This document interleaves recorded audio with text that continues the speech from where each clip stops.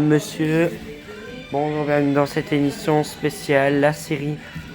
Il y a un an, Bachar al-Assad chuté avec la stupeur. Aujourd'hui, il y a un an, bonjour, le 8 décembre 2024, Bachar al-Assad était renversé et son clan renversé.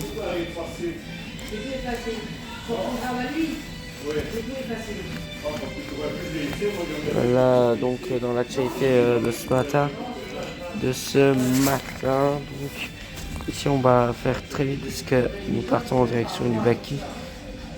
Et donc de retour dans cette édition spéciale. Donc aujourd'hui, en effet, le 20 septembre 2025. Voilà.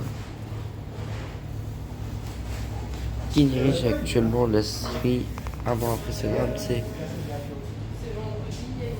c'est le président Ahmed al-Shara depuis le 29 janvier 2025. Ça fait déjà 10 mois et 7 jours qu'il est président de la République arabe syrienne.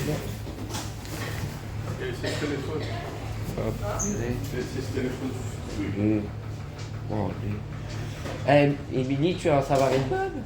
Hier, on est pendant le changement de service au Bacchus. Il y a un monsieur pas très commode qui prend un café. Et lui, il juge qu'il a trop attendu. Il ouvre son sac, il vole la tasse. On a dû appeler la police. On veut faire du foncé, on a dû appeler la police. Et après, les policiers ont dû lui faire payer. Hein.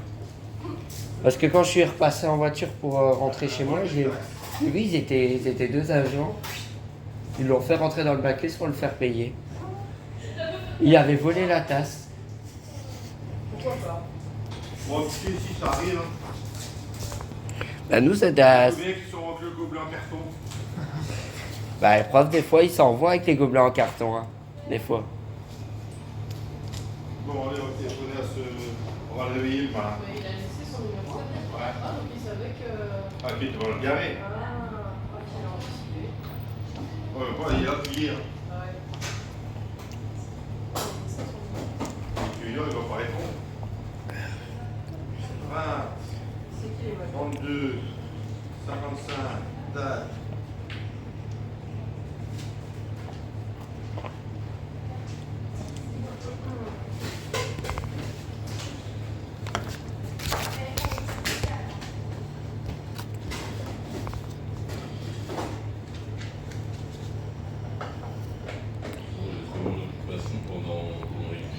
Donc, comme on en parlait, c'est aussi une transition fragile en Syrie, donc un an après la chute du régime de Bachar al-Assad qui a quand même duré pas mal de temps. Donc, on vous invite à voir un petit reportage ici sur la chaîne québécoise sur le terrain des gens.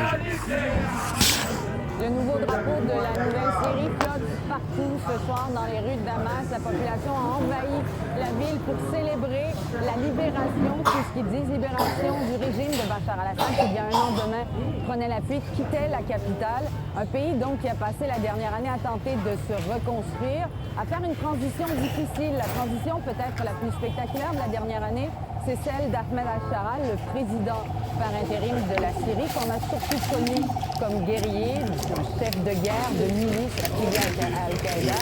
Aujourd'hui, on le retrouve à Doha en complet cravate. Il rencontre des dirigeants, de grands investisseurs pour leur demander de revenir en Syrie, d'aider le pays à se relever, à se reconstruire et oublier cette notion de terrorisme. C'est derrière nous, a-t-il dit. On l'écoute. فأنا لم أعود مدنيا على الإطلاق. قاتلت في جبهات متعددة وأنا قاتلت في نحو أكثر من 20 سنة. سوريا بالعكس تعيش في أفضل ظروفها الآن وسوريا بلد واعي وليس هناك بلد لا يعاني من بعض المشاكل الداخلية أو هناك سلطة في العالم تحصل على التوافق. Mais tout le monde ne célèbre pas ce soir. Un peu plus tôt dans la journée, il y a une explosion qui est survenue à quelques dizaines de mètres d'ici.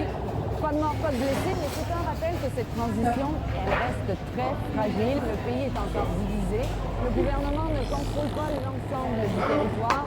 Dans le nord-est de la Syrie, les Kurdes résistent toujours à rejoindre les rangs d'un gouvernement d'union nationale. On a aussi vu au cours de la dernière année énormément de violences interconfessionnelles. En mars dernier, 1300 Alaouites ont été assassinés.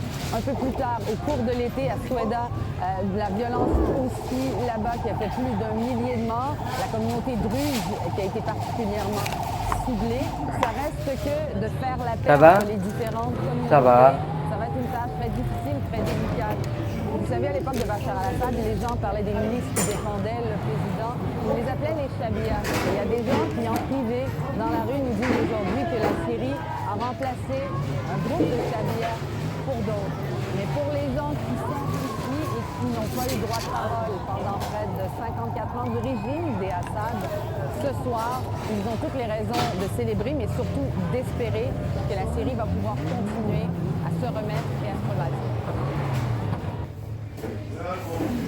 Donc ici, déjà aujourd'hui, d'après la chute du régime de Bachar al-Assad, ce qu'il faut retenir, c'est que la Syrie est encore fragile par rapport à cet événement.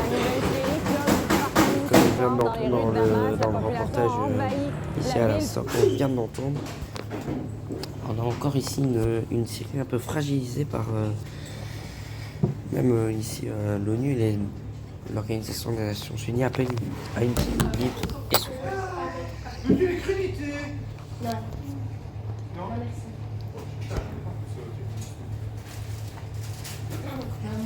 Je vous propose de voir ces images en direct.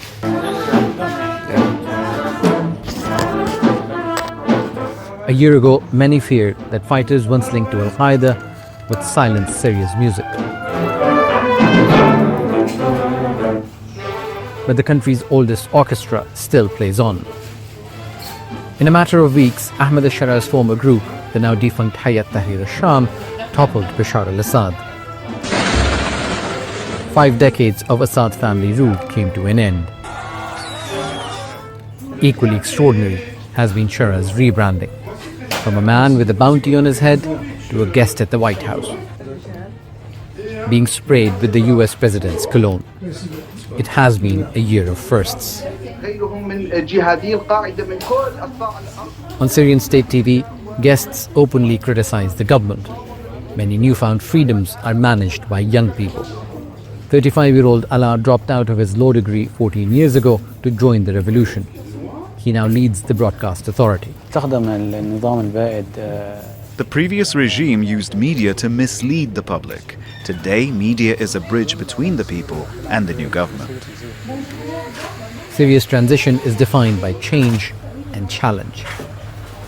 Owning foreign currency is no longer a crime, but poverty persists and many young people are still unemployed. Bribes at checkpoints have disappeared, yet business owners still battle with corruption and delays. Eased sanctions and more gas means more electricity, though vast areas remain cut off. Fuel rations have ended and taxes dropped, but cars are still out of reach for most people. Syrian security forces no longer open fire on protesters but protect them. Yet 1 year on, justice remains elusive for thousands. Those who defected or were wanted by the regime are being reinstated. When demonstrations started, we were doing our jobs, but when civilians were killed, I defected. Being reinstated is the least recognition after fighting since 2011. Damascus cafes are buzzing, people speaking freely for the first time in decades.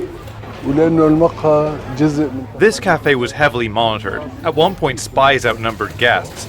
Now the change is visible. Cultural events, singing, political meetings, all normal again. On the coast, beaches no longer belong to one sect. Families from across Syria gather freely. I'm Rihan from Homs. This is my third visit. It's beautiful and relaxing.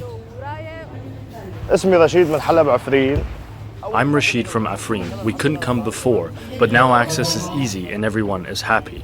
If you list Syria's challenges, they seem insurmountable. Millions of people still looking for food, security, safety, homes, jobs, and justice. But the last year has been nothing short of a miracle for a majority of Syrians who have finally gotten rid of the Bashar al-Assad regime, and that's why millions are celebrating 1 year on. Osama Mujawed, Al Jazeera, Damascus. Et c'est ainsi qu'on va terminer.